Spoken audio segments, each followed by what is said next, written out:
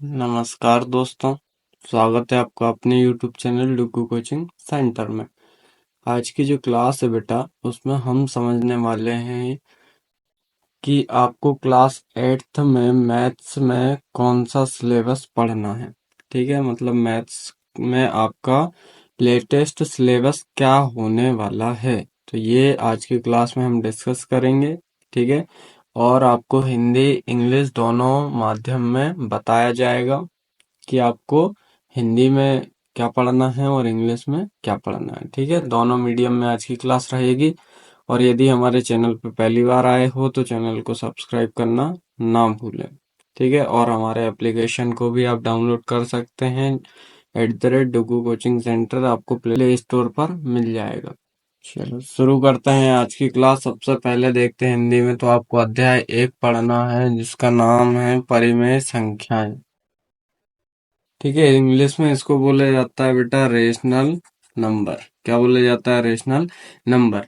अब इस चैप्टर में आपको पढ़ने रहेंगे रेशनल नंबर के बारे में। ठीक है, तो सबसे पहले तो थोड़ी बेसिक जानकारी होना जरूरी है कि रेशनल नंबर होते क्या हैं।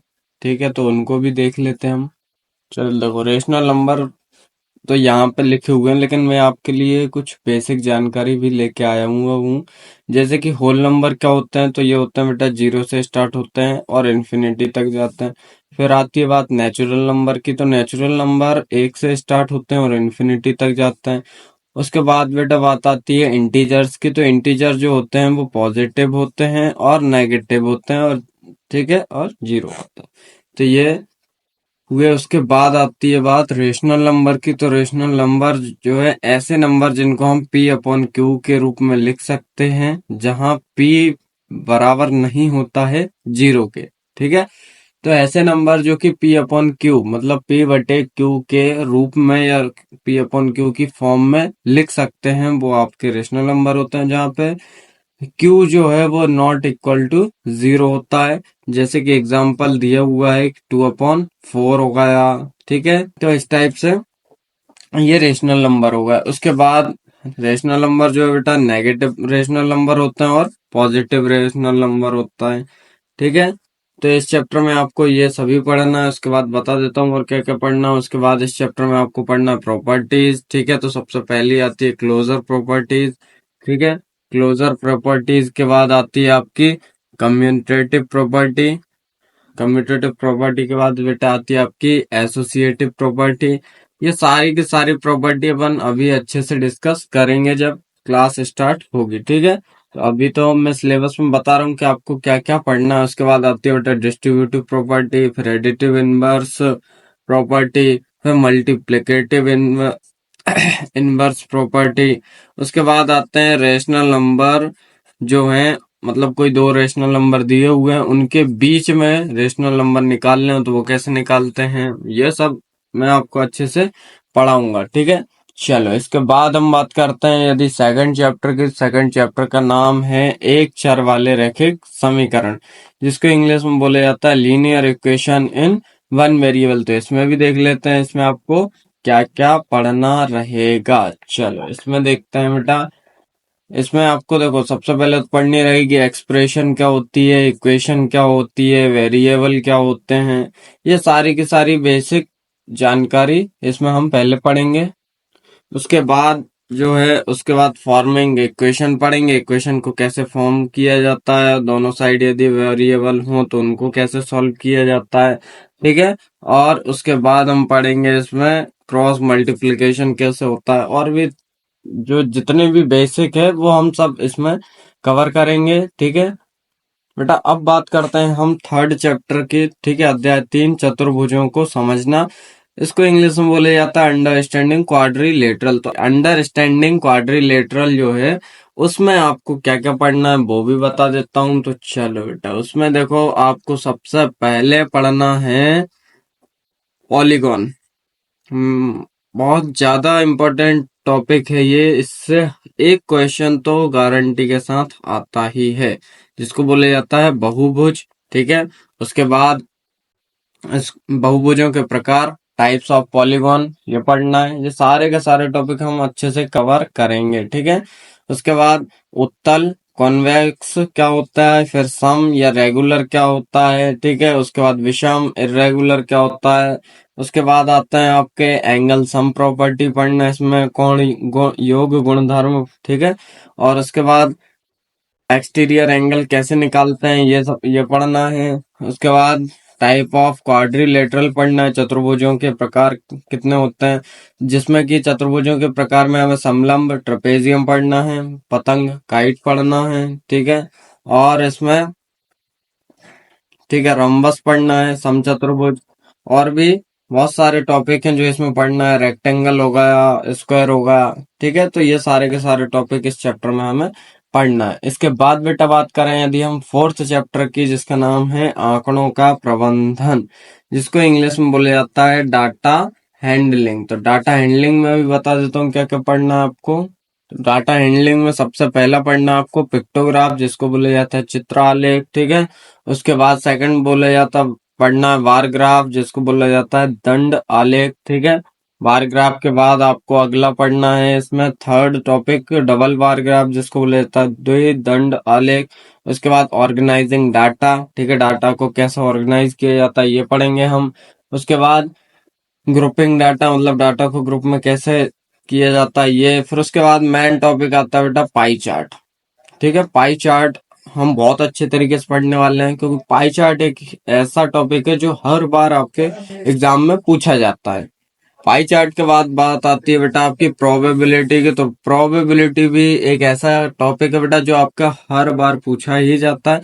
तो ये वाला टॉपिक हम अच्छे से कवर करेंगे, ठीक है। और इसके बाद हम आते हैं अपने सिलेबस पे, तो जिसमें हमें अगला चैप्टर पढ़ना है वर्ग और वर्गमूल, ठीक है, जिसको बोला जाता है स्क्वायर एंड स्क्वायर रूट्स, ठीक है। ठीक है, तो आप वर्ग और वर्गमूल, स्क्वायर एंड स्क्वायर रूट में सबसे पहले तो हम पढ़ेंगे कि वर्ग क्या होता है, ठीक है। उसके बाद प्रॉपर्टी ऑफ स्क्वायर, मतलब वर्ग संख्याओं के गुणधर्म क्या होता है, ये पढ़ना है। उसके बाद परफेक्ट स्क्वायर क्या होता है, पूर्ण वर्ग, ये पढ़ना है। फिर उसके बाद स्क्वायर कैसे निकालते हैं, फाइंडिंग स्क्वायर, या वर्ग कैसे ज्ञात करते हैं, ये बात पढ़ना है। फिर पाइथागोरियन ट्रिपलेट एक इसमें टॉपिक है, वो हम कवर करेंगे, जिसको बोला जाता है पाइथागोरस त्रिक, ठीक है। और उसके बाद आता है आपका स्क्वायर रूट।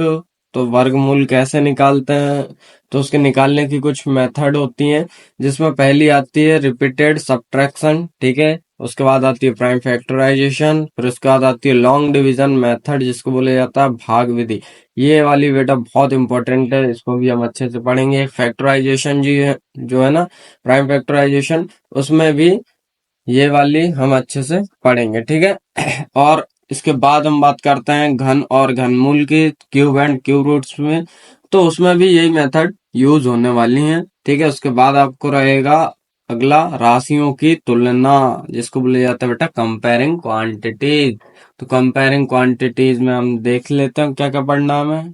चलो, तो बेटा कंपेयरिंग क्वांटिटीज में आपको सबसे पहले पढ़ना है रेशो। रेशो क्या होता है, उसके बाद परसेंटेज, ये कैसे निकाला जाता है, ठीक है। रेशो परसेंटेज निकालना आएगा, तो उसके बाद हम सीखेंगे फाइंडिंग इंक्रीज और डिक्रीज परसेंट।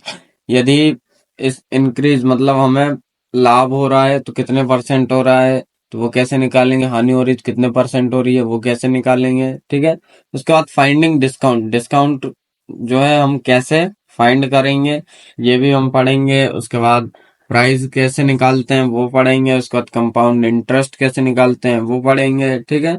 तो ये सारे के सारे टॉपिक हम 7 चैप्टर में पढ़ने वाले हैं। अब बात करते हैं बेटा 8th चैप्टर की। तो 8th चैप्टर है आपका बीजीय व्यंजक एवं सर्व समीकरणें, जिसको बोला जाता है एलजेब्रिक एक्सप्रेशंस एंड आइडेंटिटीज। तो ये चैप्टर में आपको पढ़ना रहेंगी आइडेंटिटीज, ठीक है। तो आइडेंटिटीज में बता दे रहा हूँ कौन कौन सी पढ़नी रहेंगी, और उसमें आपको कौन कौन सी एक्सप्रेशन जो है वो पढ़ने रहेंगे, ठीक है। ऐसे देखो, अब इसमें मैं बताता हूँ आपको टॉपिक कौन कौन से पढ़ना है। सबसे पहले तो व्यंजक क्या होता है, जिसको एक्सप्रेशन बोला जाता है। फिर हम पढ़ेंगे समीकरण, जिसको इक्वेशन बोला जाता है। उसके बाद पढ़ेंगे पद, जिसको टर्म बोला जाता है। उसके बाद पढ़ेंगे गुणनखंड, जिसको फैक्टर बोला जाता है, ठीक है। उसके बाद पढ़ेंगे कोएफिशिएंट, जिसको बोला जाता है गुणांक। उसके बाद पढ़ेंगे वेरिएबल, जिसको बोला जाता है बेटा चर। ठीक है। उसके बाद हम पढ़ेंगे टाइप ऑफ एक्सप्रेशन। तो टाइप ऑफ एक्सप्रेशन में आपकी आती है मोनोमियल, जिसमें वन टर्म होती है, फिर बाइनोमियल जिसमें टू टर्म होती है, फिर ट्राइनोमियल जिसमें थ्री टर्म होती हैं, फिर पॉलिनोमियल एक दो तीन या उससे ज्यादा टर्म, मतलब जितनी भी टर्म होंगी सब इसमें आ जाएंगे। उसके बाद हम पढ़ेंगे बेटा लाइक टर्म, उसके बाद पढ़ेंगे अनलाइक टर्म। ठीक है। उसके बाद पढ़ेंगे हम एडिशन कैसे किया जाता है, फिर उसके बाद पढ़ेंगे हम सब्ट्रैक्शन कैसे किया जाता है, फिर पढ़ेंगे मल्टीप्लिकेशन कैसे किया जाता है, और उसके बाद मोनोमियल से बायनोमियल को कैसे मल्टीप्लाई करें, फिर मोनोमियल से ट्राइनोमियल का कैसे मल्टीप्लाई करें, फिर बायनोमियल से बायनोमियल का कैसे मल्टीप्लाई करें, ये पढ़ना है। फिर बायनोमियल से ट्राइनोमियल का कैसे करें, फिर उसके बाद पढ़ेंगे आइडेंटिटीज। तो उसमें सबसे पहले पढ़ना है हमें ए प्लस बी का होल स्क्वायर। ठीक है, ये पढ़ेंगे। उसके बाद ए माइनस बी का होल स्क्वायर, फिर ए प्लस बी और ए माइनस बी, उसके बाद एक्स प्लस ए और एक्स प्लस बी। तो ये सारे के सारे टॉपिक हमें इस चैप्टर में पढ़ना है। ठीक है, चलो उसके बाद बात करते हैं यदि हम 9 चैप्टर की क्षेत्रमिति, जिसको बोला जाता है मेंसुरेशन, तो ये पढ़ना रहेगा। उसके बाद घातांक और घात, एक्सपोनेंट एंड पावर, तो ये वाला भी हम अच्छे से कवर करेंगे। उसके बाद बात करते हैं 11 चैप्टर की, तो जो है सीधा और प्रतिलोम समानुपात। ठीक है, जिसको बोला जाता है डायरेक्ट एंड इनवर्स प्रोपोर्शंस। ठीक है। उसके बाद बात करते हैं अगले चैप्टर की, तो वो है गुणनखंडन। ठीक है, जिसको बोला जाता है फैक्टराइजेशन। और 13 चैप्टर है आलेखों से परिचय, जिसमें इंट्रोडक्शन टू ग्राफ्स, ये चैप्टर आपको पढ़ने रहेंगे। फिर बात करते हैं परिशिष्ट मतलब अपेंडिक्स की, तो इसमें आपको गणित की वैकल्पिक विधियां हैं। ठीक है, बहुत सारी ऐसी मेथड है जिसको आपको पढ़ना है, तो वो भी सारे के सारे हम कवर करवाएंगे। ठीक है, उम्मीद करता हूँ बेटा कि आपको आज की क्लास अच्छी लगी होगी। और यदि आपको कोई भी समस्या आती है कक्षा 8वीं में मैथ से रिलेटेड, तो आप हमारे चैनल डुगू कोचिंग सेंटर को सब्सक्राइब कर लीजिए, क्योंकि उस पर सारी के सारे प्रॉब्लम्स के सॉल्यूशन डले हुए हैं। और आप हमें कमेंट करके भी बता सकते हैं कि हमें ये नहीं आ रहा है, तो हम आपके लिए बेटा वो प्रोवाइड करवा देंगे। ठीक है, धन्यवाद।